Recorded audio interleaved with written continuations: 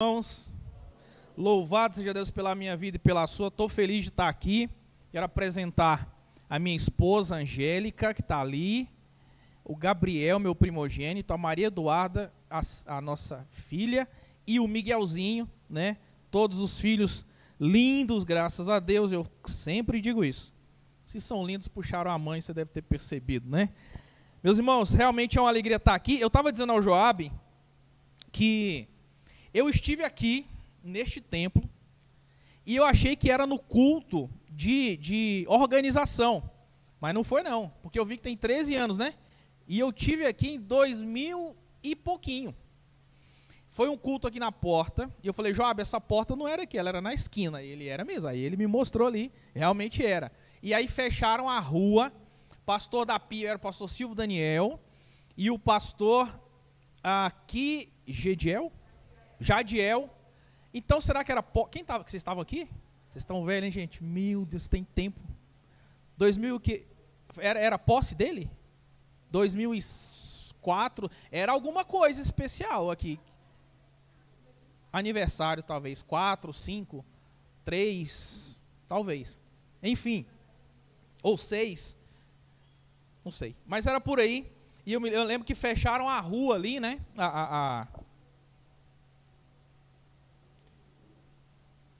Deu um probleminha aqui. Eu lembro que fecharam a rua ali fora.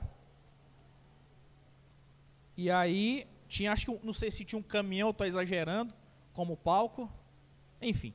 Mas aí quando eu cheguei aqui, então eu reconheci e estou muito feliz de estar aqui de volta. Eu sou pastor da Igreja Batista em Acreúna há quase 13 anos. Sou coordenador da Visão de Igreja Multiplicadora no Estado. Se você precisar de alguma coisa nessa área, conte comigo. E, meus irmãos, como você viu, a gente já tem um tempinho de crente. E talvez se você tem aí 25 anos de crente como eu, você já deve ter, ou se você foi jovem, crente, quando você foi namorar, quando você foi casar, você deve ter sido... aconselhado pelo seu pastor a ler os livros do Jaime Kemp, da Judith Kemp, né, que era sobre casamento, sobre namoro. Alguém, gente, por favor, só eu que estou me sentindo velho. Alguém mais? Amém, pastorzão? Obrigado, achei que era só eu, que era dessa época. E quando eu estava lendo aqueles livros, por orientação pastoral, né, eu me lembro de uma coisa que eu li, e aquilo falou muito ao meu coração, e é uma coisa, parece muito óbvia e talvez muito boba, mas aquilo falou ao meu coração e eu levei aquilo não só para a questão conjugal, mas também para a questão da vida. Que era o quê? Lá dizia assim, não case com alguém apenas pela beleza física. Porque na hora da briga, estava assim, desse jeito lá, você não vai lembrar que ela é bonita, que ele é feio, nada disso. Pode ser a mulher mais linda do mundo, você vai querer esganar, né? Na hora da confusão, na hora da briga, a beleza não vai fazer a menor diferença. Então, o texto lá, a orientação do pastor, ia dizendo para que você encontre uma mulher, no meu caso, uma mulher crente, uma mulher temente a Deus, com princípios, alguém que, e a beleza se der, né? Ótimo, mas pense nisso primeiramente. Uma mulher com princípios e tal, graças a Deus, fui agraciado com uma esposa que tem as duas coisas. Mas por que eu estou dizendo isso? E eu levei esse negócio para a vida. Como assim para a vida? Eu explico. Eu dificilmente me encanto só com a beleza das coisas. E vou dizer, por exemplo, entrar aqui e ver tudo isso muito bonito, e está muito bonito, né? Tá ali está um capricho ali dentro. Você deve ter ouvido o pastor Rubens dizer essa semana, se você quer saber a saúde da igreja, vá no banheiro dela. Eu já fui ali no banheiro. Está tudo lindo, tudo arrumadinho. Então, realmente a beleza da igreja, está tudo muito organizado, tudo muito lindo, o louvor de vocês maravilhoso, a escolha das músicas, estão tudo de parabéns até aqui, está tudo certo. Mas eu aprendi, meus irmãos, que infelizmente só a beleza das coisas não sustenta nada. Ameniza, engana muito tempo. Mas o que conta, meu irmão e minha irmã, é a vida real, é o dia a dia, é as pequenas coisas, é como resolver os problemas do cotidiano. É no ordinário que o extraordinário de Deus acontece. E aí o pastor Joab estava dizendo aqui que ele acompanhou o pastor Nilton aí em muitos lugares, eu também já fui em muitos lugares nesse estado, meus irmãos. E realmente a realidade de igrejas fechando, igrejas definhando, é fato. E tem um texto bíblico que diz que as portas do inferno não vão prevalecer contra a igreja. E realmente, mas a igreja ali é universal, é aquela que vai para o céu. Agora a comunidade local, se não cuidar, se não trabalhar, se não temer a Deus, fecha. E aí eu queria falar hoje sobre um novo tempo, pensando de 13 anos para frente.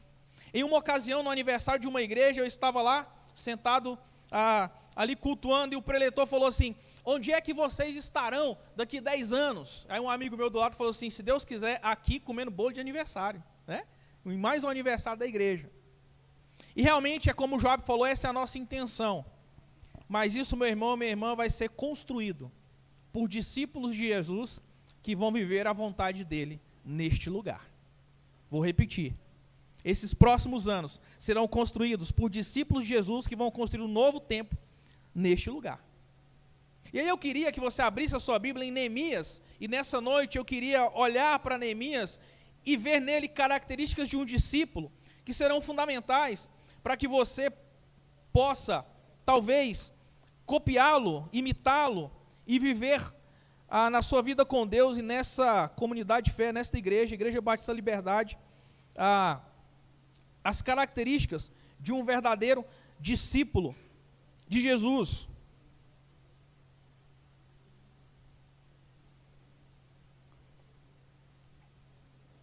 Neemias capítulo 1, se você esteve lá no Multiplique, você aprendeu com o pastor João Marcos que o segredo é usar grandes textos, porque se você não conseguir pregar bem, pelo menos o povo vai ler muita Bíblia, né? O pastor João Marcos falou isso lá, e vai ser o caso hoje, tá bom? Leremos porções grandes dentro do mesmo capítulo, do mesmo livro, mas creio que o Senhor tem algo a falar ao seu coração.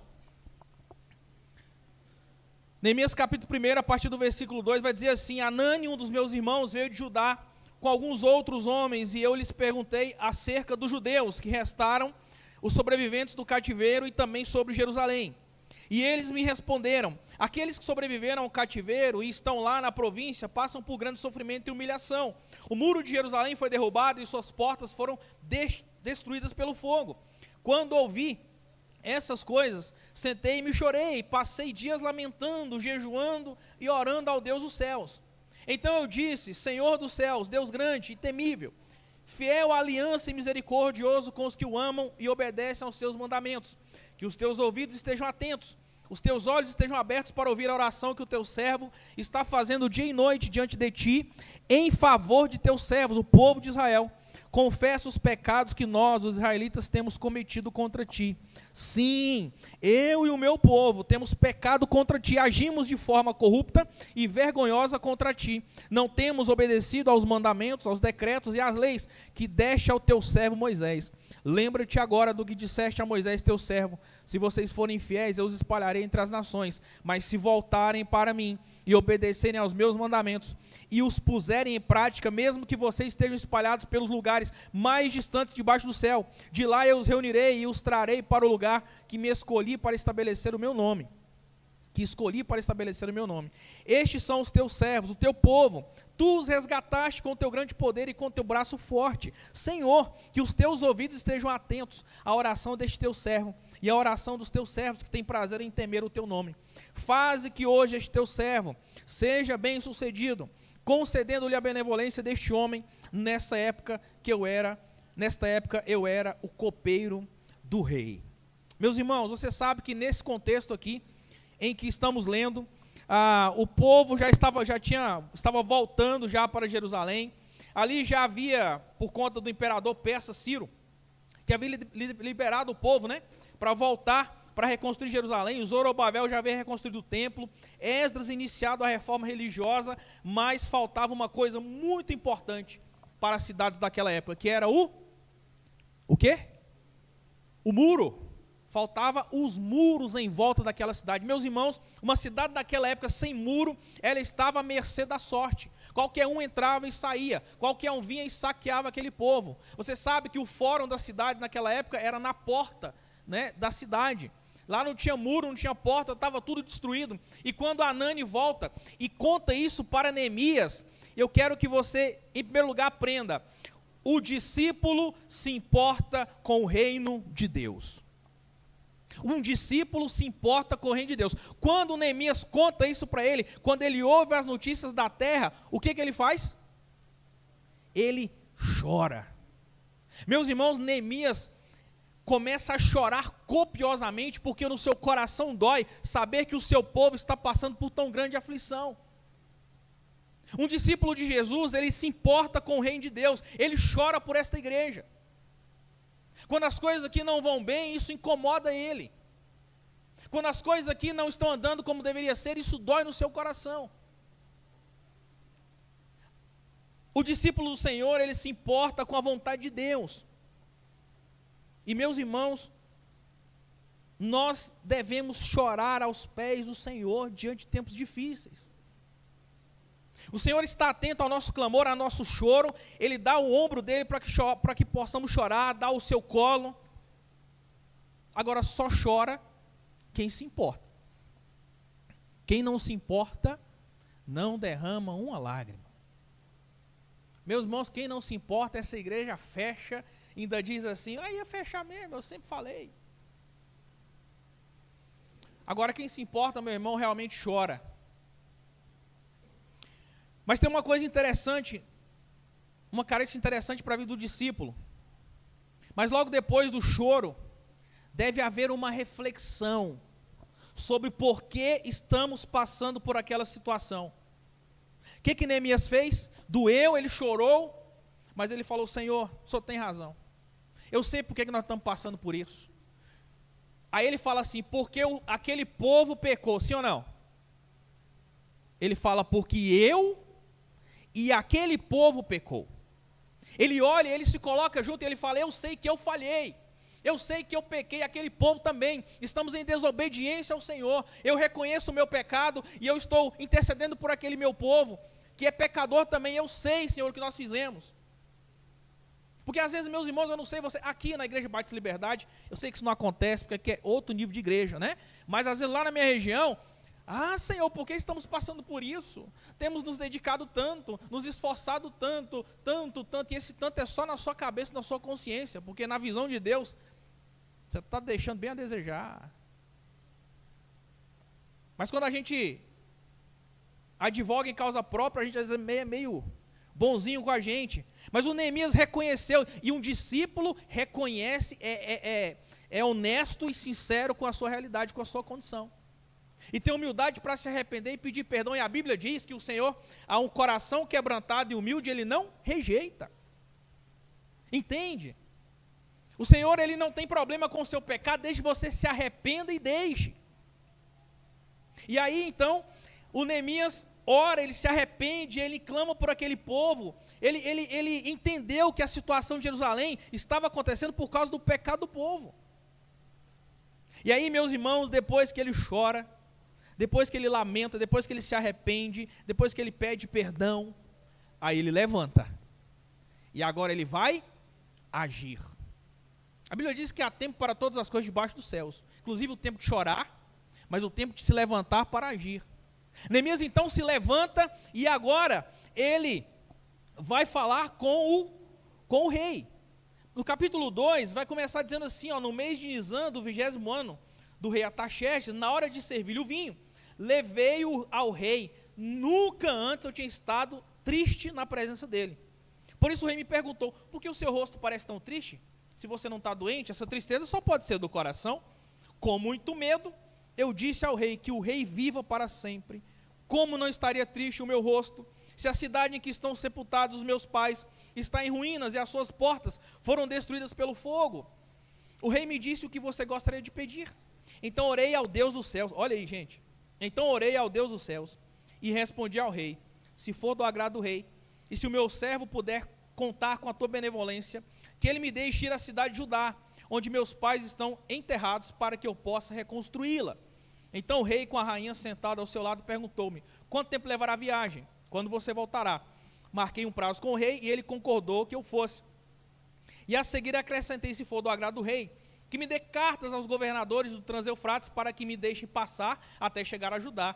Que me dê também uma carta para Asaf, quando da floresta do rei, para que ele me forneça madeira para as vigas das portas da cidade, que fica junto ao templo, do muro da cidade e da residência que irei ocupar, visto que a bondosa mão de Deus, olha, isso é muito importante, visto que a bondosa mão de Deus estava sobre mim, o rei atendeu os meus pedidos. Com isso, fui aos governadores do Transeufrates e lhes entreguei as cartas do rei. O rei fez-me acompanhar uma escolta de oficiais do exército e de cavaleiros. Meus irmãos, em segundo lugar, o discípulo tem atitude. Neemias, quando teve a oportunidade, mesmo com medo, ele falou com o rei. Ele disse: eu nunca tinha estado triste na presença do rei, ele poderia morrer. O rei podia falar: que afronta é essa, você vir diante de mim com esta cara? Guardas, matem. Mas ele sabia, meus irmãos, a tristeza dele era tão grande que ele não conseguia disfarçar. Ele realmente se importava. Mas ele continuou fazendo o seu trabalho. E mesmo com medo, quando ele foi questionado, ele contou a verdade. Meus irmãos, além dele contar a verdade, ele ainda pediu ajuda para poder atravessar as fronteiras e ainda pediu madeira. Eu fico olhando assim, depois assim, pensando, tentando visualizar, parece aquela pessoa que você dá a mão e pede, já que é o braço, né? Ele está triste. Ah, Senhor, minha cidade e tal, se o Senhor puder liberar para mim ir. Aí parece que o rei fala: não, pode ir. Ah, se o Senhor puder me dar umas cartas para me passar pelas fronteiras, tá bom. Ué, se o Senhor puder me dar umas madeiras também. Enfim, meus irmãos, o fato é que esse homem estava motivado por algo do coração de Deus. Reconstruir a cidade do Senhor, Jerusalém. Volto a dizer o que falamos no começo: um homem que se importa com o reino de Deus. Então, meus irmãos, é interessante, porque aquilo que eu destaquei no versículo 8, no finalzinho, visto que a bondosa mão de Deus estava sobre mim. Ele sabia que ele estava alcançando aquilo, não era porque ele era talentoso, um bom funcionário, mas porque ele havia se quebrantado diante de Deus, orado, e Deus teve bondade dele daquela situação. E por isso ele então dá glórias a Deus, era Deus que estava fazendo aquilo. E quando ele percebe que Deus, de maneira extraordinária, faz com que o rei tenha a benevolência dele, o abençoe daquela maneira, e o detalhe, ele foi com passe livre, levou madeira, ainda foi com uma escolta de soldados. Meus irmãos, olha, uma coisa que me incomoda bastante, de vez em quando eu começo a abrir o coração, não se assuste comigo. É porque aqui não é minha igreja, pastor, eu posso falar, eu vou embora. Meus irmãos, tem muita gente deixando de viver a vontade de Deus, por muitas desculpas esfarrapadas. Eu não sei se é preguiça, eu não sei se é medo, se é falta de intimidade com Deus. Mas eu acredito, meus irmãos, que Deus já liberou muitas bênçãos para a igreja dele que já estão na palavra. E é só realmente a gente fazer como os nossos irmãos pentecostais falam, tomar posse, ir lá e pegar. E a gente fica: se, meu Deus, mas e se acontecer, e se não der certo, e se o fulano não quiser, e não sei o que, e não sei o que, não sei o que, não sei o que, a gente vai colocando desculpas para justificar um possível fracasso de uma atitude nossa. Meus irmãos, estava dizendo semana passada lá em Paraú, na nossa congregação, meu irmão, vai para frente. Pastor, será que é da vontade de Deus? Meu irmão, mete a cara, vai para cima. Se é coisa boa, se não tem nada contra a palavra não condena, vai para frente. A gente fica assim preocupado, questionando, será? Meus irmãos, o Neemias não pensou duas vezes. Ele foi. E tem uma outra coisa muito importante, meus irmãos. Nós precisamos fazer parceiros na nossa caminhada, buscar ajuda. Nós não podemos nos isolar. Nós não podemos andar sozinhos. Vou elogiar de novo publicamente, que já fiz isso lá na igreja dele, que eu estava pregando lá recentemente e vou falar de novo. O pastor Francisco está aqui. O pastor Francisco está há pouco tempo no campo. O pastor Francisco é arroz de festa. Todo negócio, toda a programação está lá. Foi agora nos Homens lá em Rio Verde, pastor? Estava lá. Encontro Centro-Oeste dos Homens. Está aqui. Estava no Multiplique.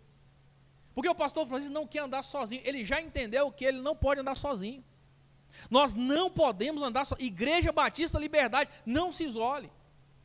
Ande junto, ande com a Primeira, ande com Centralina, ande com Inaciolândia, ande com a Creúna, ande com Morrinhos, Goiatuba, ande com o povo. Não se isole. Nós precisamos de ajuda. E meus irmãos, quando você não estiver bem, quando a igreja não estiver bem, ela não é uma boa companhia para ela mesma. É preciso arrumar gente boa, a gente precisa arrumar gente boa para a gente andar junto. Eu sei, meus irmãos, que andar junto tem seu preço. Eu sei. Mas andar sozinho custa muito mais caro. Eu digo ao Joabe, quando ele fala assim, eu fico amolando o pastor Wagner, amola mesmo. Ele manda mensagem, ele liga, ele pergunta, e eu falo para ele, pode amolar. Pode incomodar, porque eu incomodei, amolei muita gente, então está na hora de eu pagar o que eu fiz com os outros. E ele me liga e pergunta os negócios, e eu falo, vamos lá, Joabe, Deus tem misericórdia de nós. E é isso mesmo. Pergunta, conversa, pede ajuda. Não ande sozinho. Neemias entendeu isso. Em terceiro lugar, o discípulo tem calma. Meus irmãos, aí, olha, se você continuar o texto, no versículo 11, vai dizer assim, ó. Em terceiro lugar, o discípulo tem calma, é discreto, fala menos e observa mais. Pegou isso aí? O discípulo tem calma, é discreto, fala menos e observa mais. Olha o que Neemias fez. Cheguei a Jerusalém, depois de 3 dias, permaneci ali. Saí de noite com alguns dos meus amigos, eu não havia contado a ninguém o que o meu Deus havia posto em meu coração, que eu fizesse por Jerusalém. Não levava nenhum outro animal além daquele em que eu estava montado. De noite saí pela porta do vale na direção da fonte do dragão e da porta do esterco. E aí, meus irmãos, vai dizer, ó, examinando o muro de Jerusalém que havia sido derrubado e suas portas que haviam sido destruídas. E aí o versículo 14 vai mostrar por onde ele passou, versículo 15 por onde ele passou examinando. Aí no versículo 16, olha, os oficiais não sabiam onde eu tinha ido ou o que eu estava fazendo, pois até então eu não tinha dito nada aos judeus, aos sacerdotes, aos nobres, aos oficiais e aos outros que eu iria realizar esta obra. Meus irmãos, um discípulo de Jesus tem calma, é discreto, fala menos e observa mais. Meu irmão nem mesmo falou para ninguém. Quando veio o problema, ele conseguiu a ajuda, ele foi lá em Jerusalém. 3 dias falou nada, não tinha falado nada para quem foi com ele. E ficou 3 dias lá só, observando, olhando, analisando. Eu sempre digo isso lá na minha igreja, quando você chega num lugar novo, você fecha a boca e escuta e observa. Depois você fala. Você é novo ali.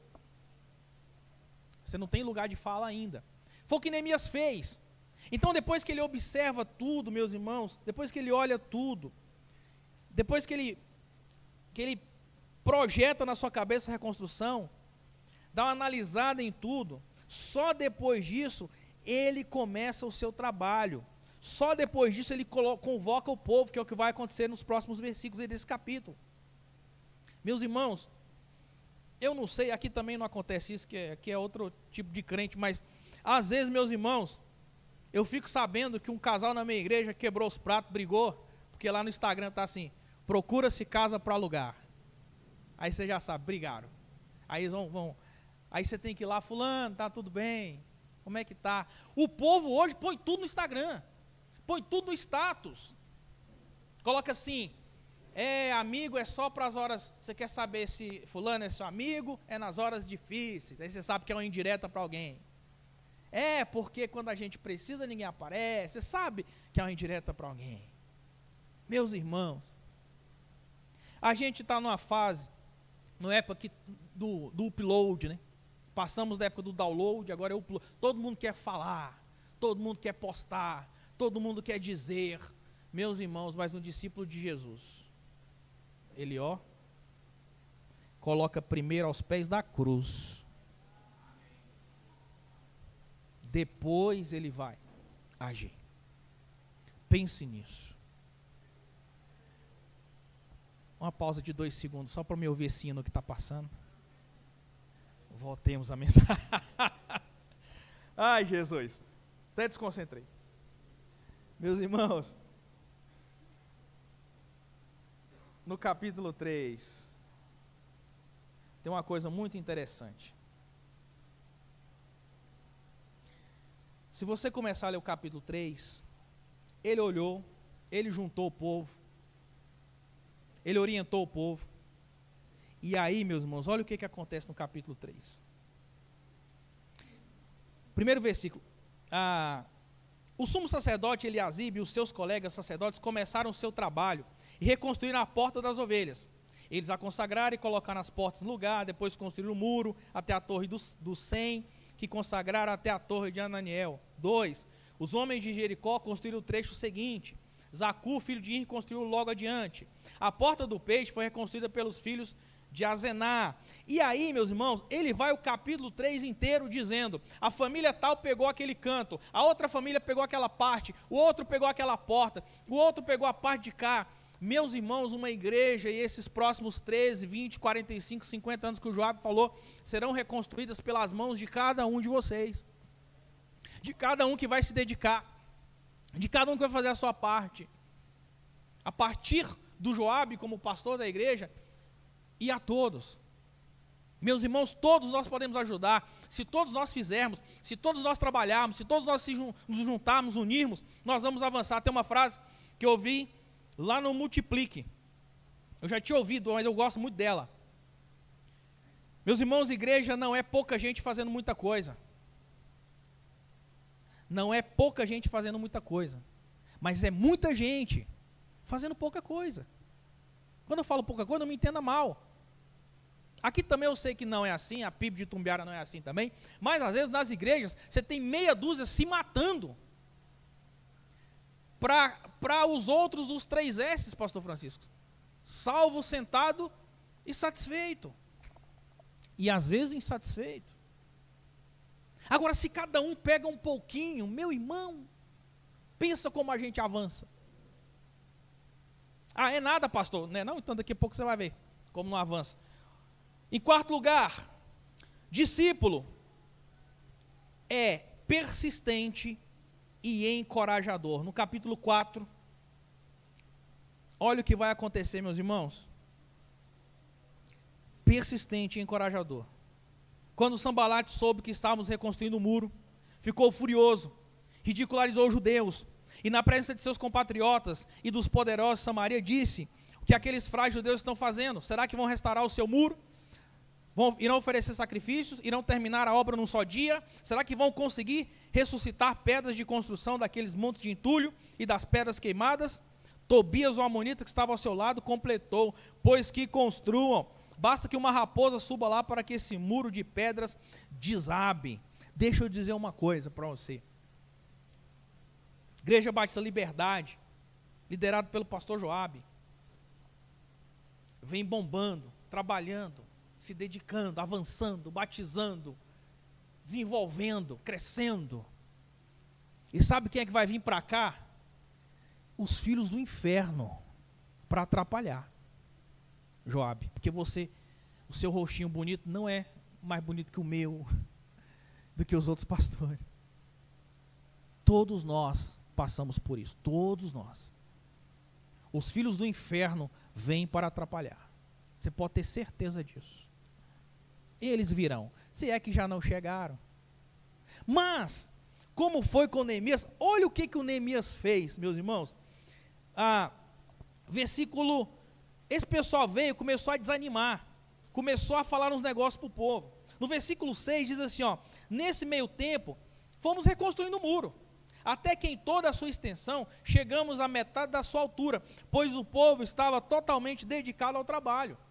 Vai vir alguém e vai falar assim, aquela igreja lá do bairro Liberdade, aquilo aí não vai para frente não. Aqui tem muito tempo, desde que eu me entendo por gente. Aquilo começa, vai, depois ela, ali tem um povo, tem um fulano, tem a fulana, tem um ciclano. Não, lá, moça, aquilo é bobagem. Aquilo tinha que fechar e todo mundo para PIB, né? Não tem umas conversas assim? Aqui não tem, mas às vezes acontece. Sabe o que vocês fazem, meus irmãos? Lembra dos macaquinhos?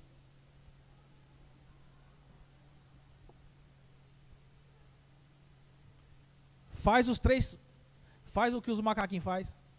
E não dá moral, não dá conversa, vai para frente. Foi o que Neemias fez. Esse pessoal começou a falar, versículo 6 diz que eles continuaram trabalhando e quando perceberam, o muro já estava pela metade. Entende? Não dê ouvido para essas pessoas.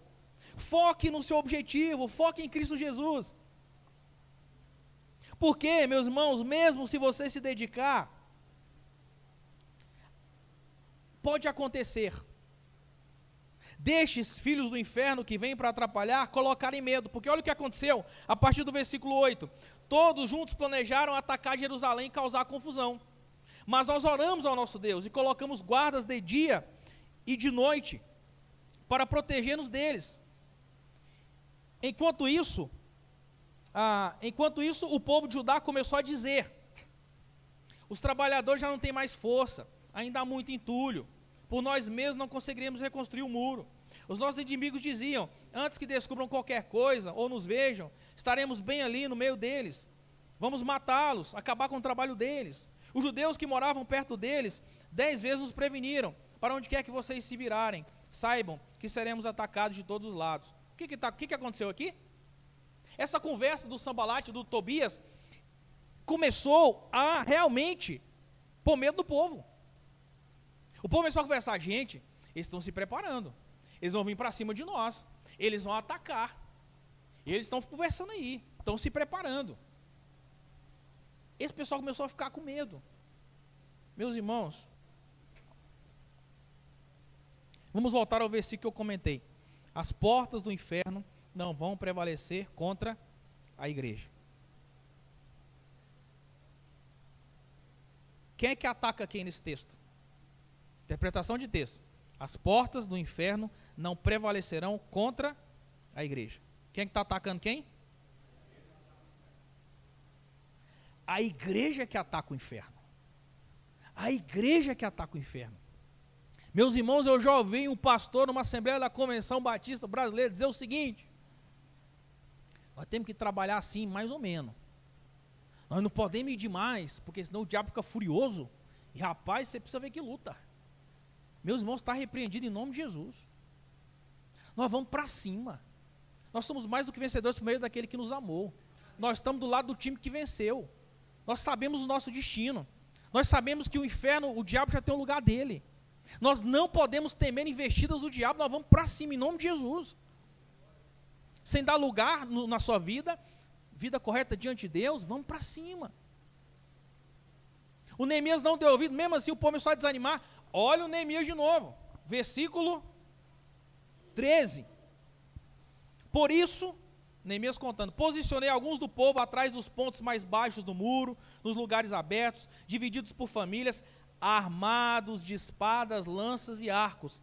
Fiz uma rápida inspeção, imediatamente disse aos nobres, aos oficiais, aos mestres do povo, não tenha medo deles, lembre-se de que o Senhor é grande, olha só, lembre-se de que o Senhor é grande e temível, e lutem por seus irmãos, por seus filhos, por suas filhas, por suas mulheres, por suas casas.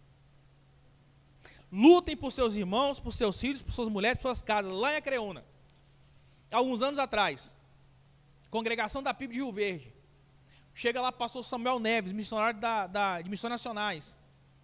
Ele encontra lá um templo e quantas pessoas? 2 pessoas, pai e filho. A esposa e a outra filha já não iam mais à igreja. Irmão Venâncio e irmão Glauber, que é o filho. Meus irmãos, por muitos momentos difíceis, o irmão Venâncio não arredou o pé. Ele estava lá, Vinha o povo fazer o culto lá da PIB de Rio Verde, estava lá só o irmão Venâncio às vezes. O irmão Venâncio e o Glauber. Ele não arredou o pé. Meus irmãos, para a glória de Deus. O pastor Samuel veio, desenvolveu o trabalho, ficou 4 anos e meio lá, depois nós chegamos. Essa igreja foi organizada, essa congregação foi organizada. Para a glória de Deus, são mais ou menos 150 pessoas lá na igreja.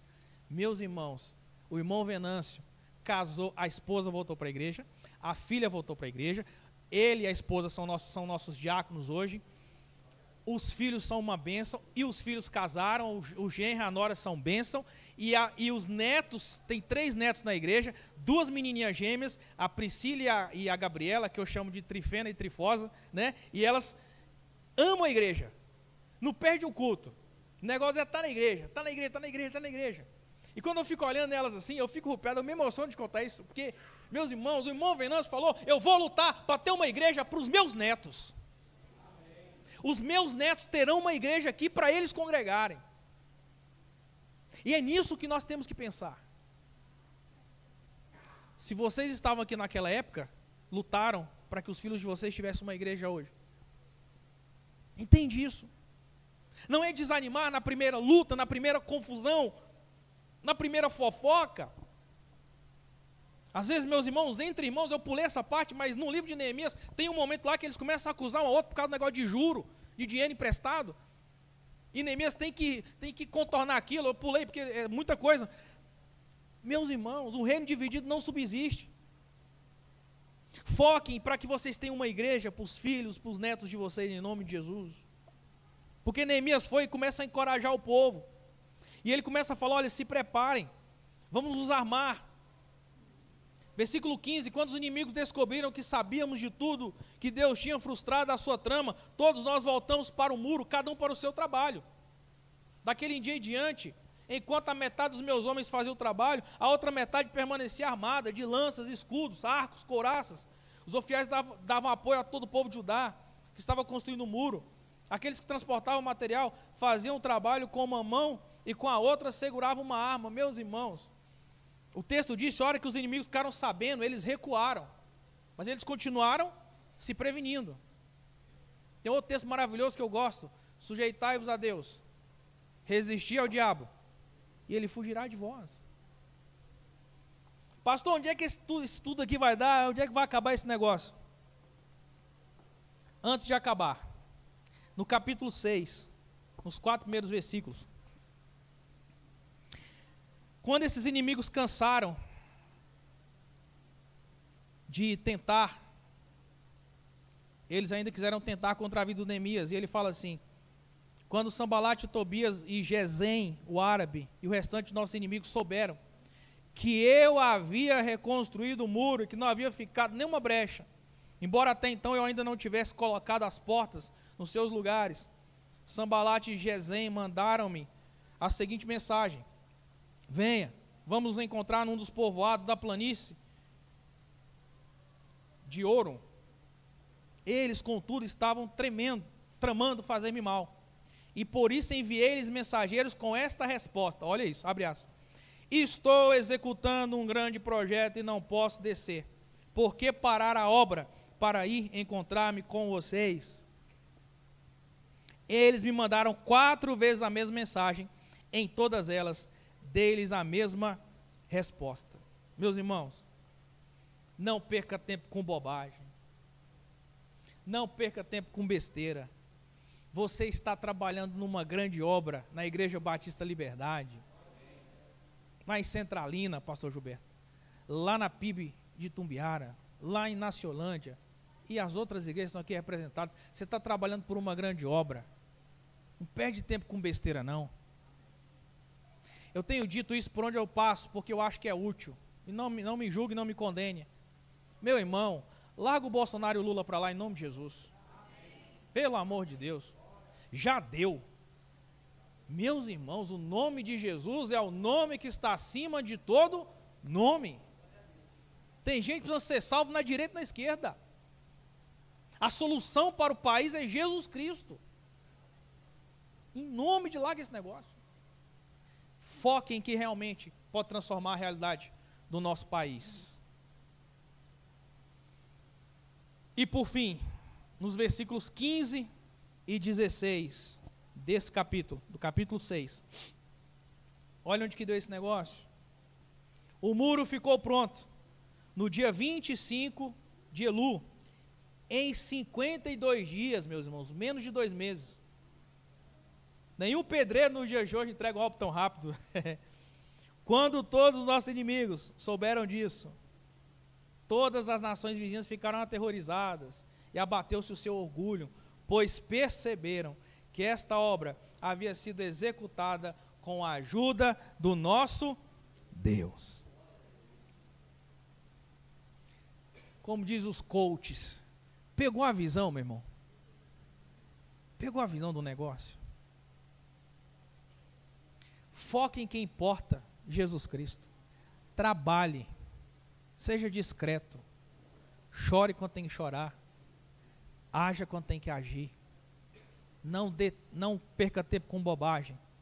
E meus irmãos, nós veremos muitas vitórias e muitas conquistas da Igreja Batista Liberdade, amém, em tempo recorde, em nome de Jesus. Eu quero orar por você. E eu queria, não vou chamar ninguém para ficar em pé. Não, em pé eu vou. Em pé eu vou. Não vou chamar ninguém à frente, mas em pé eu vou. Talvez, durante essa mensagem você pensou, eu estou chorando demais e agindo de menos. Eu estou reclamando demais e ajudando de menos. Eu estou falando demais e orando de menos. Talvez eu estou dando ouvidos demais a quem não precisa e gastando energia demais aonde não devia. Ou talvez, sei lá, qualquer outra coisa que o Espírito Santo tocou no seu coração aí. Se alguma coisa falou no seu coração, eu queria que você ficasse em pé, eu quero orar por você. E se você também decide, pastor, eu não sei o que é não, mas eu sei que eu vou chegar na minha igreja e eu vou para cima, pastor. Eu vou para cima. Pode mandar mensagem para o meu pastor, que ele pode contar comigo, que nós vamos para cima em nome de Jesus. Amém? Se você entende alguma coisa assim, fique de pé, eu quero orar por você.